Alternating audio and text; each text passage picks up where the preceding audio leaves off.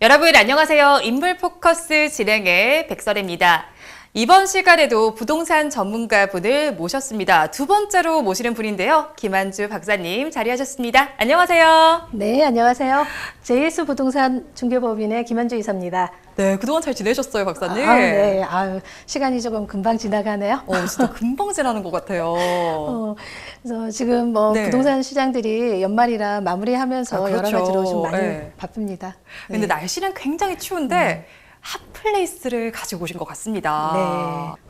오늘은 홍대와 성수동에 대해서 한번 얘기를 해보겠습니다. 네. 요즘 시장에서는, 이제 부동산 시장이죠. 부동산 시장에서는 핫플레이스에 대한 개념들이 자꾸 변동은 되고 있어요. 그렇죠. 네. 지역별로도 변화가 되고, 워낙 문화라는 콘텐츠가 지금 우리나라에서도 많이 발전이 되고 있기 때문에. 맞아요. 네. 그렇습니다. 그래서 오늘은 홍대와 성수동의 어떤 문화 공간에서 그렇죠. 보여지는 이런 그 지역적인 특성들이라든지 그다음에 이들이 이제는 부동산 그 가격 상승에 대해서 어떤 효과를 주고 있는지 그 부분에 대해서 한번 얘기를 해보겠습니다. 굉장히 흥미로운데 사실 이게 홍대와 성수동 약간 저에게는 비슷한 듯 또 다른 느낌을 주는 공간인데요. 네. 어떤 공통점과 또 차이점이 있을까요? 홍대와 성수동 주변 지역은 이제 그 지역만에서 문화 공간에서 가지는 특수성이 있습니다. 네. 예, 그래서 지역적인 특성이죠. 그다음에 그 지역에서 보여지는 그 특수성과 그다음에 부동산의 어떤 상업 공간 요소가 들어간 거죠. 이런 상업 공간 요소에 문화적인 요인들이 이제는 잘 혼합돼서 발전해 가고 있는 지역이라고 볼 수 있어요. 네. 그래서 이러한 요인으로 홍대와 성수동 지역들이 부동산 가격들도 상승하고 그다음에 또 일반인들한테 투자에 대한 어떤 호기심을 자극하면서 실질적으로 투자 상승 요인이 좀 높아지고 있는 지역이라고 볼 수 있겠죠. 네. 그렇죠. 아무래도 저는 사실 카페를 너무 좋아하다 보니까 이 카페를 중심으로 계속 생각을 하게 되는데 예전에 홍대를 그대로 이제 성수동으로 옮겨놨다라는 생각이 사실은 든단 말이죠. 이제 특히나 이제 문화 공간 관련해서 생각이 많이 드는데 주변 지역을 또 봐도 좋을 것 같아요. 이 문화 공간이 어떻게 성장을 했고 주변 환경은 또 어떻게 나타나는지 두 지역 설명 좀 해주시면 좋을 것 같아요. 맞습니다. 지금 홍대에 있는 문화 공간들이 성수동으로 많이들 옮겨가고 있어요. 그런 거 어떻게 맞죠? 보면 제2의 공간들이 네. 성수동에 또 자리를 잡고 가고 있는 중이죠. 그게 어떤 그 카페라든지 아니면 뭐 갤러리의 어떤 뮤지엄 형태라든지 그 다음에 또 우리 그 패션 샵이죠. 패션 샵이나 이런 부분들이 많이들 지금 가고는 있습니다. 그래서 제가 아마 지금 문화 공간에 대한 얘기를 할 때 기본적으로 홍대에서 제1이 그다음에 제2가 성수동에서 어떻게 나타나고 있는지에 대한 거를 뭐 한번 같이 한번 말씀을 드려볼까 합니다. 그래서 이 홍대하고 성수동은 가장 큰 공통점이 하나는 있어요. 그 지역의 어떤 특수성이라는 게 보면 도시는 항상 새로운 개발을 하게 되는 거죠. 우리가 이제는 도시재생이라는 단어를 쓰는데 이 도시재생 개발 과정에서 이제 우리가 이제 어떤 부동산 용어에서 젠트리피케이션이라는 용어를 써요. 젠트리피케이션 굉장히 유명한 용어잖아요. 그래서 요즘에는 많이들 알고 계세요. 뭐 아주 전문적인 용어는 안 됐어요. 좀 일상화된 거죠. 젠트리피케이션에 대한 어떤 그 용어가 긍정적인 부분도 있고 약간 부정적인 측면도 있어요. 그래서 오늘은 결국은 이제 우리가 오늘 홍대하고 성수동에 문화 공간이 좋은 영향을 미치는 얘기를 해야 하기 때문에 저는 좀 긍정적인 방향으로 많이 얘기를 드리겠습니다. 그래서 도시 공간을 개발하는 이런 모티브가 되고 있는 게 이제 문화라는 콘텐츠거든요. 지금 이 지역에서는. 그래서 이 지역이 문화 콘텐츠가 그 지역의 어떤 차별성 있는 문화를 만들어주는 거예요. 그래서 우리가 어떤 학문적인 용어를 할 때 뭐 문화적 정체성이다. 이런 얘기도. 정체성. 그러니까 실제 그 지역의 정체성을 그 지역에 갖고 있는 특유의 그 정체성은 있어요. 홍대라는 정체성도 있을 거고, 뭐 대학 상권이라는. 그다음에 성수동은 어떤 옛날 소규모의 제조 공장들이 많이 모여 있는 이런 30년, 40년대까지만 해도 좀 낙후된 지역. 강남 옆에 있는데 조금 낙후되어 있고 한강을 넘어가야 돼. 이거에 그쵸. 대한 네. 개념이 조금 더 강했죠. 근데 성수동이 좀 많이 좀 변화되고 있다라고 보시면 되겠죠. 가장 뭐 좋은 거는 우리가 어떤 뭐 근접성이라는 개념도 네. 뭐 부분에도 볼 수 있고, 그래서 실제 홍대하고 성수동이 그 지역의 어떤 자체적인 특성을 계속 좋은 방향으로 끌고 가고 올라가고 있다라고 보시면 되겠어요. 그래서 부동산의 가격 상승은 계속 문화라는 콘텐츠하고 부동산 가격 상승은 같이 비례하고 있다라는 거. 문화가 상승하면 부동산 가격도 상승한다 이렇게 이해하면 될까요? 네, 그렇죠. 근데 이렇게 쭉 들어보니까 뭔가 비슷한 면을 중심으로 이야기를 해주셨는데 이렇게 되면 홍대랑 뭐 성수동이 똑같다 이렇게도 이해를 하실 수가 있을 것 같아요. 그럼 다른 점은 또 뭐가 있을까요? 그러니까 우리가 홍대하고 성수동을 네. 똑같다고 할 수는 없어요. 그렇죠. 네. 그런데 실제적으로 홍대의 그 발전되는 모습들이 이게 도시가 계속 확장되고 발전되고 이런 부분들이 성수동에서도 비슷한 형태로 많이 이루어지고 있다라는 네. 거죠. 그 다음에 가장 우리가 오늘 얘기하는 문화 공간에 대한 위상이 계속 높아지고 있는 지역이다. 네. 그래서 홍대는 80년대, 90년대 대학 상권이 발전되면서 문화 공간이 계속 지속적으로 발달되고 있는 네. 지역이에요. 그래서 80년대, 90년대에는 그 대학 문화를 요즘 젊은이들은 뭐 모르겠지만 80년대, 90년대의 대학 문화는 거의 주류 문화거든요. 주류 문화. 네. 그렇죠. 그래서 젊은이들이 네. 저녁 늦게까지 술을 마시고 뭐 그냥 그 다음 날 뭐 또 다시 낮에 네. 뭐 생활을 하게 돼서 밤과 낮이 굉장히 많이 다른 지역이었어요. 네. 근데 그 홍대에 그리고 또 많은 젊은이들이 모여드는, 그리고 90년대 초반까지만 해도 대학 상권이 많이 발달이 되어 있지 않은 네. 지역이다 보니까 홍대로 더 많이 몰리게 되는 거고, 뭐 강북 쪽에는 종로 회화 쪽으로도 많이들 갔었죠. 그렇죠. 대학로가 또 네, 있으니까. 대학로가 있었는데, 그런데 점점점 많이 이제는 양분화가 되면서, 그리고 또 홍대에 그냥 젊은이들이 더 많이, 젊은 많죠. 층들이 더 네. 많아진 거죠. 그래서 10대, 20대들이 더 많이 몰리게 되고, 네. 그다음에 30대, 40대들이 그 홍대의 어떤 그 지역적인 특성이 더 네. 좀 강해진다고 보시면 돼요. 그래서 21세기에 들어서 홍대는 점점 더 문화 공간이 좀 세련되어진다. 예. 그러니까 80년대에서 90년대, 지금 2020년도까지 네. 3, 40년을 계속 지속적으로 네. 문화에 대한 콘텐츠에 더 플러스 알파가 돼서 간단 말이에요. 네. 그렇게 되면 조금 더 세련되어진다라고 보시면 되겠죠. 우리가 성숙해진다라고 하는 표현이 더 정확할 것 같아요. 성숙해진다. 네.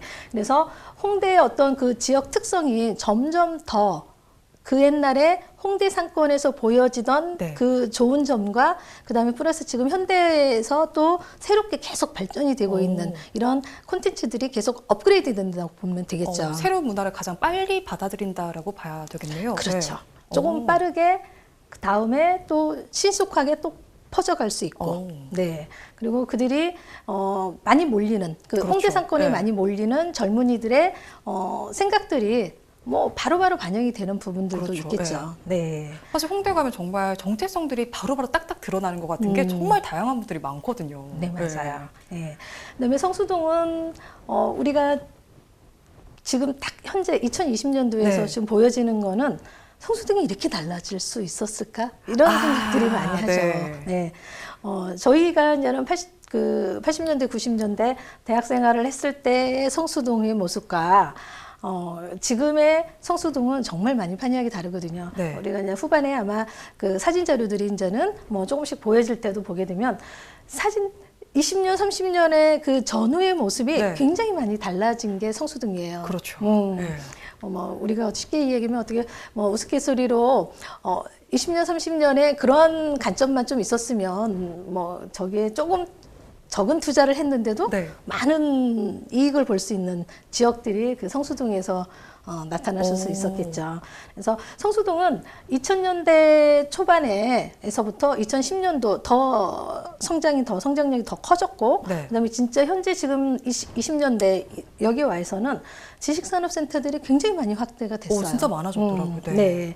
결국은 대기업이 진출을 하면서 도시의 흐름은 확 바뀐 거죠. 그렇죠. 예. 그래서 그 지역이 급속하게 성장을 하고, 그다음에 그 성장하는 가운데 이제 문화라는 콘텐츠가 이입이 되면서 훨씬 더 약간 뭐라 할까요? 약간 그 컨츄리한 느낌과 네. 그다음에 도의적인 느낌이 같이 믹스가 돼서 더 빨리 성장을 하고 그다음에 실제적으로 더 많이 크게 보여지는 거라고 보시면 되겠어요. 그래서 가장 큰 특징은 성수동의 중공업지들이 약간 지식산업센터화가 돼서 완전히 갈목할 만한 성장이 왔다라고 보시면 되겠습니다. 저도 사실 많이 놀랐던 게 제가 사실 성수동이라는 공간에 처음 가본 게 채 10년이 안 됐던 것 같아요. 근데 맞아요. 그때 갔을 때만 해도 제 느낌은 여기가 공장이야, 뭐야 이런 느낌이었었거든요. 근데 그치, 최근에 맞아요. 가보니까 이 지금은 어디 가지? 이 고민이 먼저 생기는 공간이 됐더라고요. 맞아요. 성수동이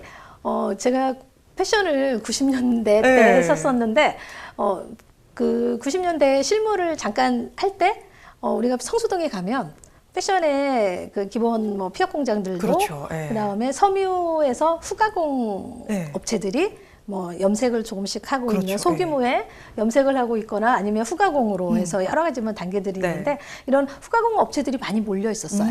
군데군데 골목마다. 그다음에 지금 많이 그래도 그 옛날의 모습이 보여지는 거가 인쇄 출판사들이 아직은 맞아요. 좀 남아 있어요.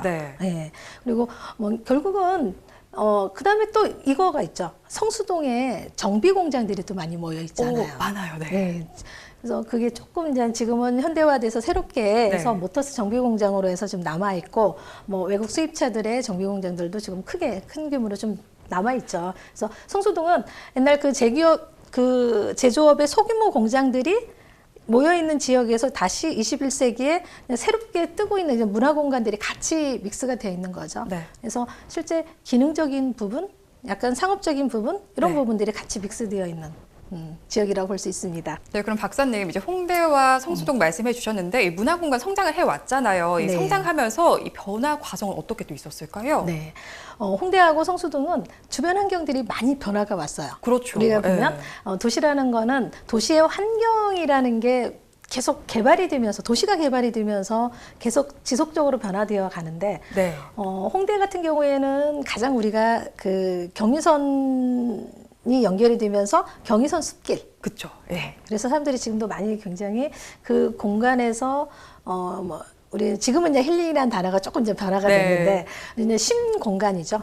사람들이 휴식을 취하고 사람들이 서로들 모여서 소통을 하고 하는 이런 경의선 숲길이 그 홍대에서는 생겼었는데 성수동도 또 서울숲이 또 생겼잖아요. 서울숲 있죠. 그래서 뭐 그 서울숲이 또 그 지역 주민들한테 또 어떤 쉼 공간을 주고 힐링할 수 있는 새로운 휴식처를 또 더 많이 안겨주고 또 이런 서울숲이 한강하고 또 가까워지면서 훨씬 더 많은 쾌적한 환경들이 더 생긴 거죠. 그래서 홍대에서의 어떤 경의선 숲길과 성수동의 이런 서울숲길하고는 또 부동산하고는 또 조금 차이는 있어요. 그래서 조금 이따 차이점에 대해서 한번 말씀드릴 때 그 부분에 대한 것도 말씀을 한번 드릴게요. 그래서 홍대하고 성수동은 서로들 어떤 장소들의 연관성들이 굉장히 많아요. 아까 우리 저번에 초반에 말씀드렸던 것처럼 제2의 장소들이 성수동에서도 많이 생기고 있고 이제 비슷한 것도 많이 공유하고 있는 것 같고 차이점도 꽤 많은 것 같은 공간입니다. 맞아요. 그리고 또 부동산에서도 실거래가들이 변동 상황들이 비슷한 상황들을 그대로 어떤 홍대 문화 공간에 한정되어서는 비슷한 상황으로 지금 갈고 있고요. 물론 대기업들이 진출하고 있는 지역들은 더 크게 빠르게 속도가 나고 있어요. 부동산 가격들이 올라가는 상승가들은. 그래서 상승 속도들의 부분에서 변화되는 것들도 한번 말씀을 같이 한번 드려보겠습니다. 그럼 이렇게 주변 환경이 변화됐다고 말씀해 주셨는데 그럼 차이점에 대해서 좀 알려주세요. 홍대하고 성수동은 문화라는 콘텐츠의 어떤 정도의 차이는 있습니다. 홍대는 많이 세련되어져 있고 성숙하고 어떤 정돈되어 있는 이런 부분들이 있는 게 홍대고요. 성수동은 그냥 그 문화의 콘텐츠가 지금은 중간 믹스되어서 가는 와중에 조금 거칠게 조금 절충이 된다라고 봐도 될 것 같아요. 그래서 홍대는 문화의 콘텐츠가 훨씬 더 강하게 드러나는 지역 중에 하나고요. 그래서 그 콘텐츠가 문화의 콘텐츠가 그 부동산 가격 상승에 훨씬 더 많은 영향력을 더 많이 주고 있습니다. 그리고 성수동은 소규모 제조기업들이 아직도 남아 있거든요. 그리고 대기업들이 진출을 해서 큰 건물을, 큰 빌딩들을 만들어내면서 또 거기에 플러스 이제 문화 콘텐츠가 믹스가 되기 때문에 상업적인 요소가 훨씬 더 강한 지역이에요. 그래서 홍대는 문화에 대한 개념이 훨씬 더 강하게 반영이 되는 그 지역이고요. 성수동은 더 상업적인 요소가 더 강하게 되면서 훨씬 더 이게 같이 절충이 되어가고 있는 지역이라고 볼 수가 있습니다. 그래서 부동산 어떤 실거래가 현황에 대해서도 아마 우리 여기 시청자들도 보면 가장 궁금한 게 그렇죠. 부동산이 네. 어떻게 변화되었을까 그 포인트를 많이들 더 중시하실 거예요. 그래서 네. 그 부분에 대해서도 이제 얘기를 할 때 보면 홍대 같은 경우에는 우리가 80년대, 90년대 보여줬던 서서히 상승하는 구도가 보여요. 물론 우리가 그 부동산의 어떤 상승력들이 2000년대 초반에도 떨어졌다, 올랐다, 다시 반복이 돼요. 뭐 정체기가 왔다가 다시 상승기가 왔다가 다시 또 그 단계들이 4, 5년 단위로도 계속 지금 변경이 되고 있거든요. 네.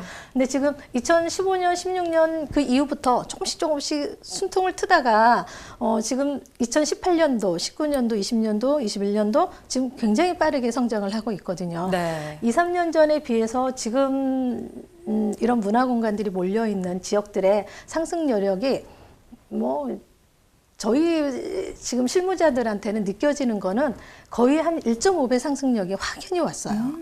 뭐 물론 이거는 그 상업적인 공간, 상업 공간에 대해서 말씀을 드리는 거예요. 상업 빌딩이나 건물에서 뭐 주택은 그렇게까지는 아닙니다. 뭐 물론 주택 상승력도 좋아요.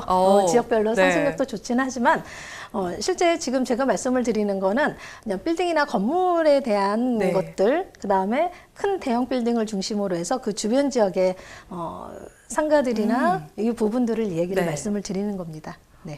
근데 이렇게 보니까요, 두 공간 굉장히 비슷해 보이면서도 차이점도 있는 것 같네요. 네, 맞습니다. 네, 이렇게 이제 추운 겨울입니다. 이런 추운 겨울을 달굴 수 있는 두 가지 핫플레이스에 대해서 살펴봤습니다. 성수동과 홍대 어떤 공간인지 차이점과 그리고 공통점 살펴봤으니까요. 한번 챙겨보시기 바랍니다.